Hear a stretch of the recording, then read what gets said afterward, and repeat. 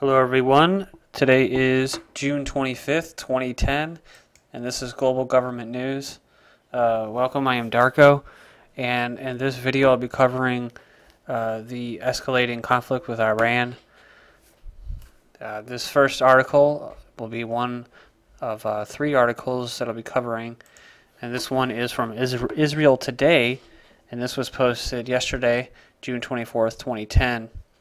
The title is Report Israel-U.S. Preparing for War with Iran, and I've covered a couple other videos, or a couple other articles, talking about possible war with Iran and how they're always talking about it in the news and the media about attacking Iran. It's mostly because the U.S. and Israel. It's kind of common knowledge that the U.S. and Israel are together.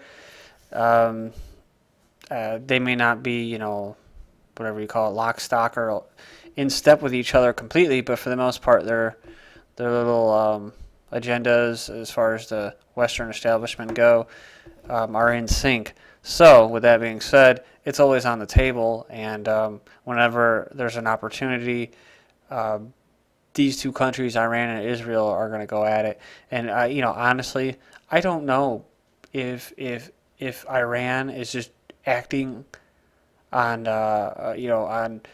for their own interest, they're acting for themselves, or if they're being controlled by somebody else, or influenced by someone else, or coerced by somebody else. And the same with Israel. Is Israel acting alone? Are they doing it by themselves, or are they a puppet state for these ruling families, these financial banking trillionaire families? I mean, are they just in control of countries completely, or is there some kind of actual nationalistic autonomy with each country? But either way, it's never good news for us in the U.S. When it comes down to a war with Iran. But anyways, let's move into what some of this article has to say. It's not very big, nor are the other ones. It says a flurry of news reports over the past week indicate that Israel and the U.S. are readying for an imminent military strike on Iran's nuclear facilities.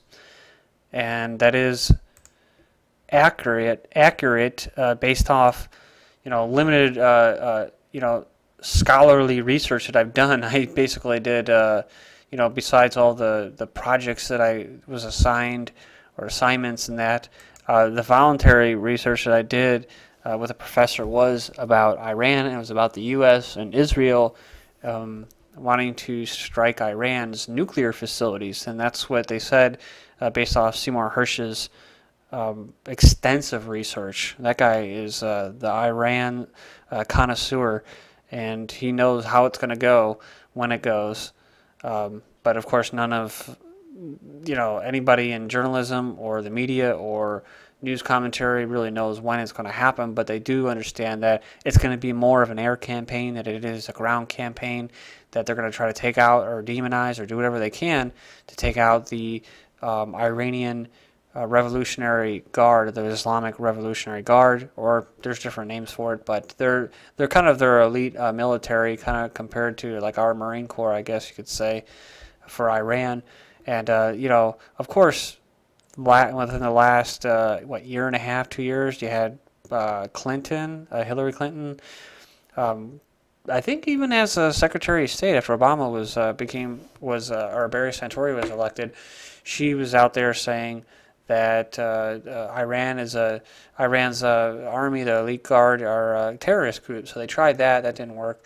But they do have targets already set out and how they're going to do it and go about it, taking out their nuclear facilities, because if they are telling somewhat of the truth, then those facilities can be used for energy purposes. So, but it says, on Wednesday, Iran's semi-official Fars news agency reported that about a week ago, a squad of Israeli military aircraft landed at a military airship in Saudi Arabia, of all places. It was reported earlier this month that Saudi Arabia had agreed to let Israel pass through its airspace in order to strike Iran, and which is kind of unusual, not unusual, but also interesting, because Egypt, in another article and a video that I covered, the flotilla of warships heading to Iran, U.S. and Israeli warships heading to Iran. And check that out if you haven't already.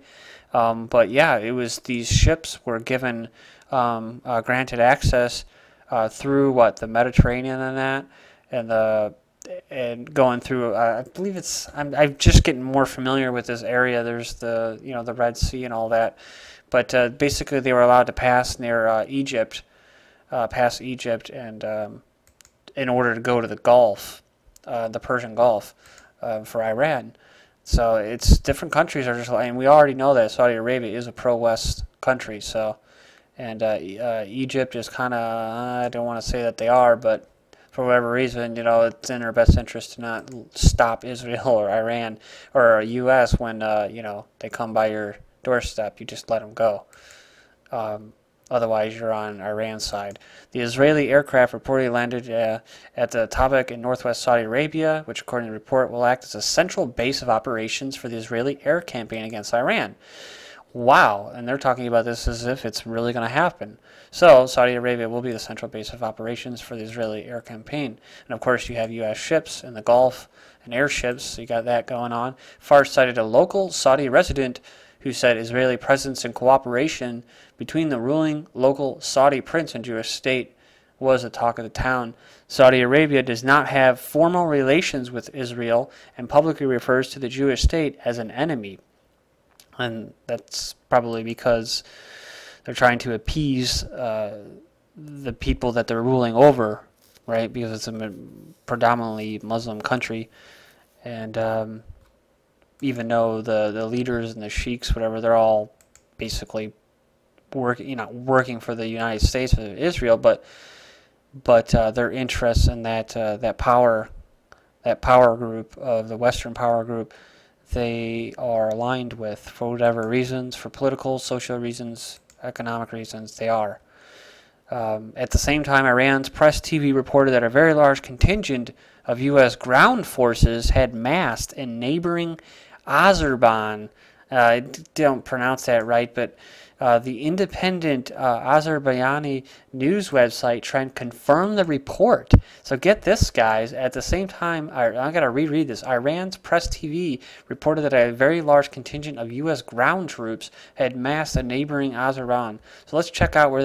And so if you look at the map here of Asia and Middle East, you have Iran right here. Here's our Iraq country. We're over there. We're in Afghanistan. We're in Pakistan. We got stuff popping off in Kyrgyzstan, between Kyrgyzstan and the ethnic Kyrgyz and the Uzbeks over here. And these are where supposedly the troops are, right on their doorstep. There's Israel.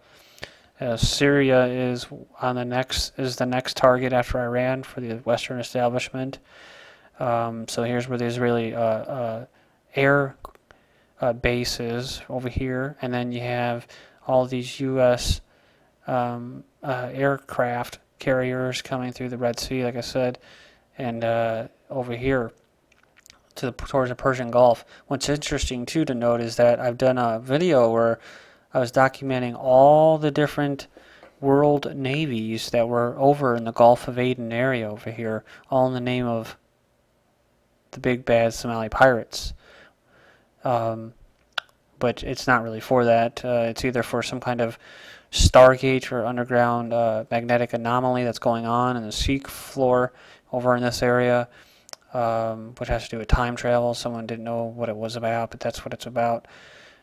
Crazy stuff. But then there's also but that's why they say that they're there is for Somali pirates. But I believe it's just all these ships there are for this country right there. Oh, okay, and this is the first time I'm reading this article, and it just basically confirms what I just said. Those reports come just days after the Pentagon confirmed that an unusually large fleet of U.S. warships had indeed passed through Egypt's Suez Canal en route to the Persian Gulf. At least one Israeli warship reportedly joined the American armada. And so it's no surprise when you get an article from the LA Times titled Iran Controversial Attempt to Break Israeli Blockade of Gaza Called Off. Please join me in the part 2. Should be only a two-part series of videos on Iran. Thank you.